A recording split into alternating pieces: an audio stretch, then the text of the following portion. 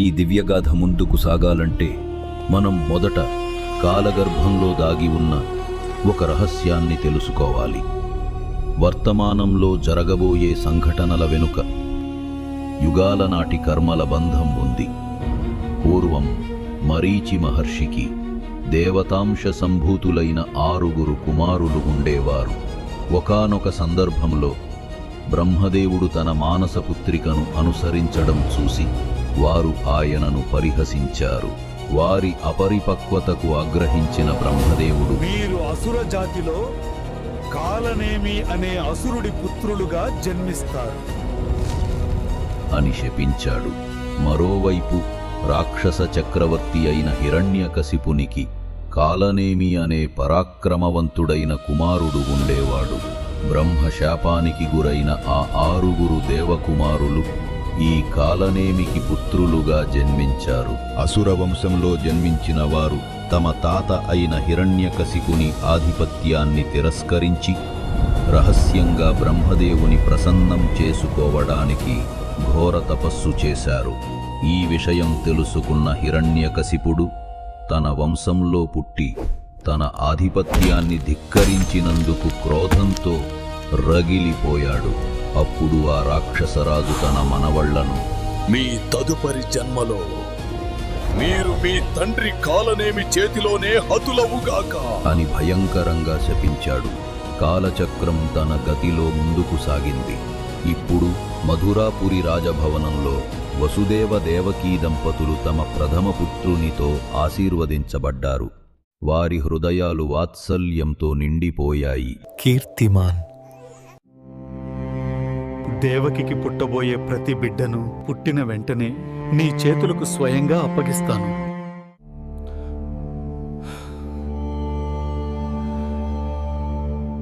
దేవకి,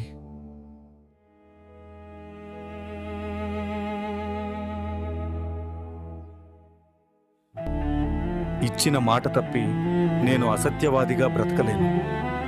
సత్యమే మన ధర్మం.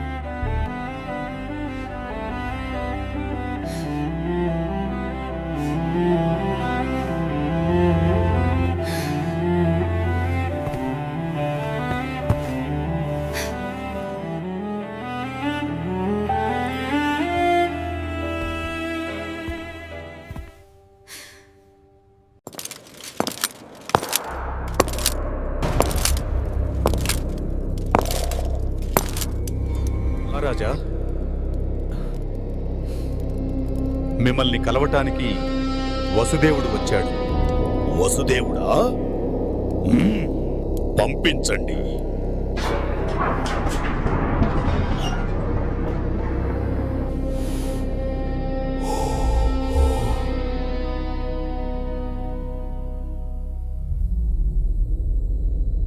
వాసుదేవుడు నిజంగానే తన మాట నిలబెట్టుకున్నాడు.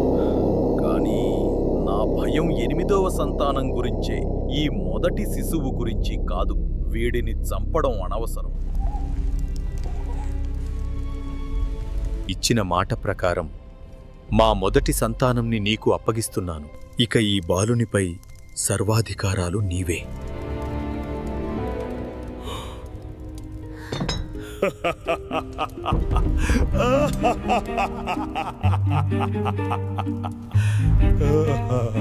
భళా వసుదేవా, భళా!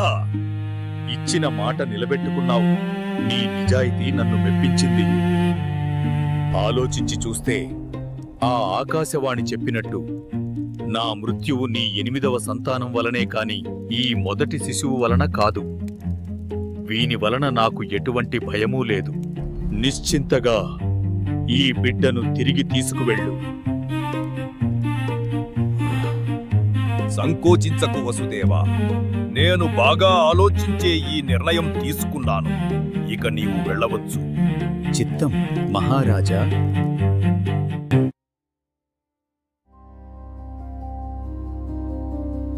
ప్రస్తుతానికి ప్రమాదం తప్పింది.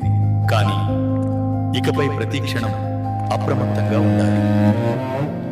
అంతా ఆ శ్రీహరికే వదిలేస్తున్నాను.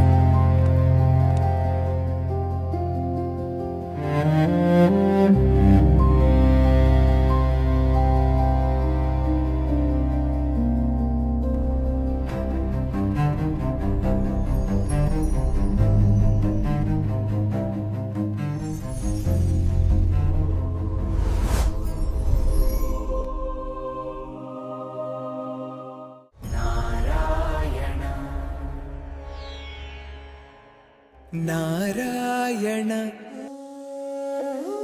కంసుని ఈ తాత్కాలిక కరుణ భగవత్ సంకల్పానికి ఆటంకంలా ఉంది. ఇతడు ఇలాగే ఉంటే శ్రీహరి ఆవిర్భావం, ఆయన దివ్యలీలలు ఆలస్యమవుతాయి.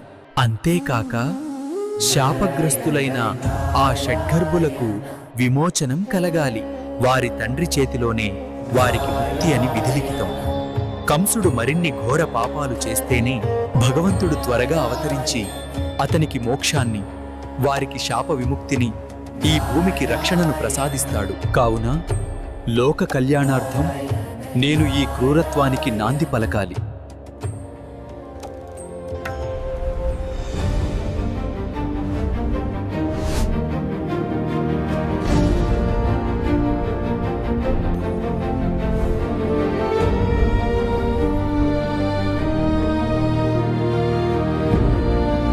భూమండలమంతా నా పేరు వింటే వడకాలి.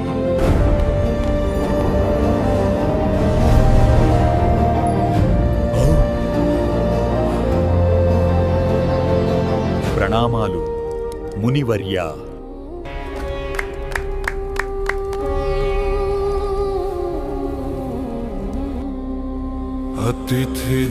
భటులారా, నారదుల వారికి సువర్ణ సింహాసనం తీసుకురండి.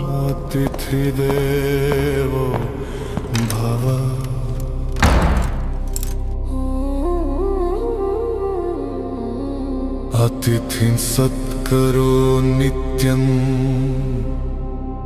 ధర్మో హి తిథి సత్క్రియా.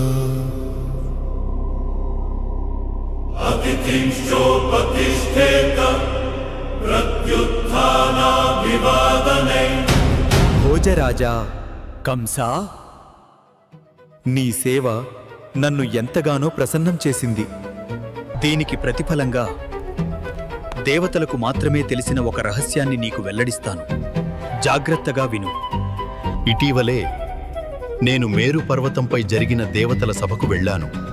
వారంతా భూమిపై ఉన్న అసురజాతిని నాశనం చేయడానికి, ముఖ్యంగా నిన్ను సంహరించడానికే ప్రణాళికలు రచిస్తున్నారు. ఆ కార్యాన్ని సాధించడానికి ఆ దేవతలందరూ యాదవ వంశంలోనే జన్మిస్తున్నారు.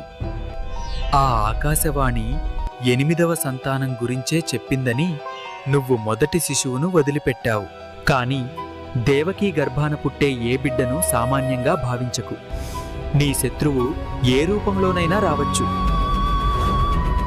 కంస, నీకు ఆ శ్రీహరికి మధ్య ఉన్న ఈ శత్రుత్వం ఈనాటిది కాదు. నీ పూర్వజన్మలో నువ్వు హిరణ్యకశిపుని కుమారుడవైన కాలనేమి అనే మహా అసురుడవు. అప్పుడు నిన్ను సంహరించింది ఆ విష్ణువే. ఇప్పుడు మళ్ళీ నీకోసమే వస్తున్నాడు. చెప్పవలసింది చెప్పాను కంస. ఇక నీ కర్తవ్యం నీవే నిర్ణయించుకో.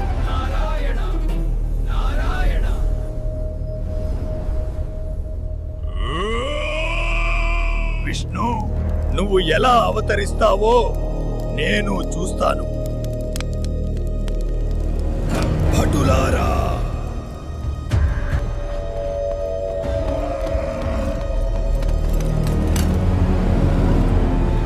ప్రలంభుడు, బకాసురుడు, చాణూరుడు వంటి నా మిత్రులైన అసుర రాజులందరికీ వెంటనే సందేశాలు పంపు.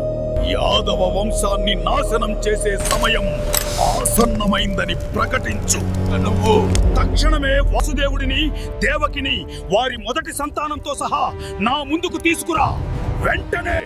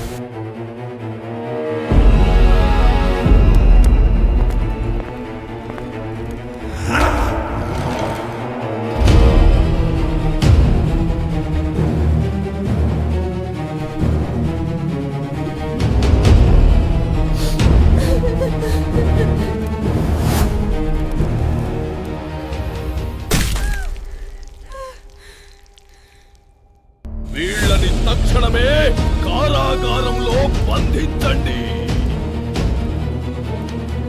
వెళ్ళండి, నా తండ్రి ఉగ్రసేనుడిని కూడా బంధించి చెరసాలలో వెయ్యండి. ఈ రాజ్యానికి ఇక నేనే ఏకైక అధిపతిని. కంసుని క్రోధాగ్నిలో మధురా నగరం మాడిపోసాగింది. తన తండ్రి అయిన ఉగ్రసేనుడిని, తన చెల్లెలైన దేవకిని, ఆమె భర్త వసుదేవుడిని చెరసాలలో బంధించి కంసుడు తన రాక్షస పాలనను ప్రారంభించాడు. సంవత్సరాలు గడిచిపోతున్నాయి.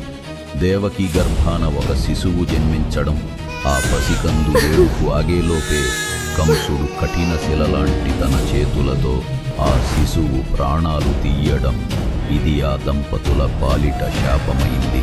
ఒకరు ఇద్దరు కాదు, 6 కుమారులను వారు తమ కళ్ల ముందే కోల్పోయారు. కాని ఈ ఘోరమైన హింస వెనుక ఒక దైవ సంకల్పం దాగి ఉంది.